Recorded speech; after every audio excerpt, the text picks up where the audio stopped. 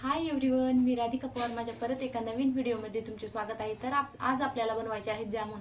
तर ते आपल्याला खव्याचे नसून आपल्याला पॅकेटचे जामून बनवायचे आहे। गिट्सच्या प्रोडक्ट पासून आपल्याला हे जामून आज बनवायचे आहे। चला तर मग कसे बनवायचे आहे हे मी तुमच्यासोबत शेअर करत आहे। चला आपण आता जामून बनवण्यासाठी सुरुवात करूया। हे गिट्सचं पॉकेट आता आपण याला कट करून घेऊयात। व्यवस्थित असं मी याला वरतून कट करून घेतलेलं आहे आणि त्यानंतर लगेचच आपल्याला हे एका चाळणीने चाळून घ्यायचं आहे।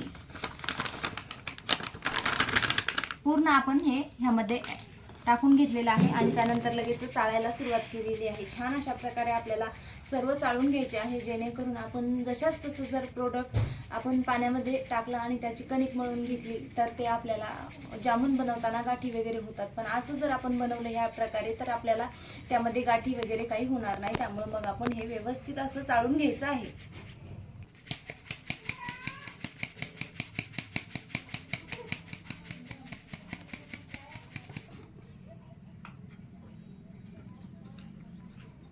आता लगेच आपल्याला ह्यामध्ये खायचा सोडा ऍड करायचा आहे आणि त्यानंतर आपल्याला ह्यामध्ये दूध ऍड करून याची कणिक मळून घ्यायची आहे। थोडं थोडं दूध टाकायचं, कारण की कसं आहे बॅटर थोडं जरी पातळ झालं ना नंतर त्याला काहीच आपल्याला करता येणार नाही। त्यामुळे थोडं थोडं टाकून आपल्याला व्यवस्थित असा याचा डो बनवून घ्यायचा आहे। तर मी हे थोडं थोडं ह्यामध्ये ऍड करत आहे आणि थोडं थोडं ऍड करून आपल्याला ह्याचा डो बनवून घ्यायचा आहे। छान असा डो बनवून झाला त्यानंतरच आपल्याला ह्याचे जामून बनवायचे आहे आणि डो बनवून झाल्याच्या नंतर आपल्याला त्याला अर्धा घंटा तसंच ठेवायचं आहे आणि त्यानंतरच लगेच आपण मग बनवायला सुरुवात करू शकतो। आता आपला डो बनवून रेडी झालेला आहे। तर आपल्याला ह्यापासून आता छोटे छोटे जामून बनवायचे आहेत। तर आपण एवढ्या साईजमध्ये आपण त्याला बनवणार आहोत। हे बघा, हे अशा प्रकारे जामून आपण बनवलेला आहे। तर ह्या पूर्ण कणिकचे आपल्याला अशा प्रकारे जामून बनवून घ्यायचे आहेत। एकाच साईजमध्ये सगळे आपल्याला बनवून घ्यायचे आहेत। एक एक करून पूर्ण आपल्याला जामून इथे आता बनवून घ्यायचे आहेत आणि बनवून झाल्याच्या नंतर लगेचच आपल्याला ह्याला फ्राय करून घ्यायचं आहे। आणि कणिक याची मळताना जास्त तर आपण दूध ऍड केलेले आहे आणि त्याला अर्धा तास झाकून ठेवलेला आहे, जेणेकरून त्यामध्ये सॉफ्टपणा येईल। त्यामुळे आपण त्याला अर्धा तास कणिकला भिजत घातलं होतं आणि त्यानंतर लगेचच आता आपण कणिकचे छोटे छोटे जामून बनवून घेत आहोत। आता आपले पूर्ण जामून बनवून झालेले आहे।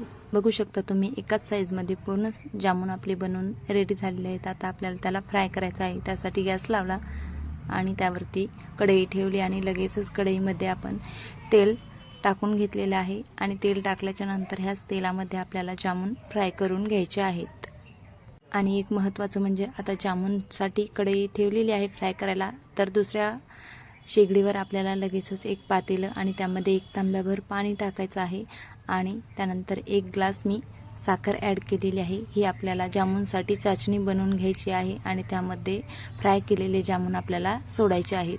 लगेचच आपण आता जामून फ्राय करायला घेतलेले आहेत। थोडे थोडे करून आपण तेलामध्ये जामून सोडलेले आहेत। तेल थोडं जास्त प्रमाणात घ्यावं लागतं, कारण की व्यवस्थित असे जामून आपले फ्राय झाले पाहिजे, जेणेकरून ते पूर्ण बाजूंनी तळल्या गेले पाहिजे आणि सॉफ्ट पण होते। त्यामुळं मग तेल थोडं जास्तच घेतलं आणि त्यानंतर लगेचच एक एक करून थोड्या प्रमाणामध्ये पूर्ण जामून आपले फ्राय करून आपल्याला इथे घ्यायचे आहेत। गोल्डन ब्राऊन कलर येईपर्यंत आपल्याला ते तळायचे आहेत, जेणेकरून थोडा डार्क कलर आला म्हणजे आपले जामून दिसायलाही व्यवस्थित दिसतील आणि खायला पण ते व्यवस्थित दिसतील आणि लागतील पण, चव पण छान येईल। त्यानंतर लगेच आपण जी चाचणी बनवली होती त्यामध्ये विलायचीची पूड ॲड केली आणि विलायची पूड ॲड करून झाल्याच्या नंतर लगेचच आपण त्या चाचणीमध्ये आपले जे जामून फ्राय केलेले होते ते त्यामध्ये आपण चाचणीमध्ये टाकून घेतलेले आहेत आणि लगेचच आपल्याला हे व्यवस्थित असं एकदा फिरवून घ्यायचं आणि एकदा फिरवून झाल्याच्या नंतर लगेचच आपण अर्ध्या तासामध्ये आपले जामून खायसाठी रेडी होतात। ह्याला कसं जास्त वेळही लागत नाही आणि जामूनही सॉफ्ट आणि मस्त होते। चला तर मग आता आपले स्वीट असे जामून बनवून रेडी झालेले आहेत। व्हिडिओ आवडला असेल तर व्हिडिओला लाईक करा आणि कमेंट करायला विसरू नका। चला तर मग पुन्हा भेटूया पुढच्या व्हिडिओमध्ये। बाय।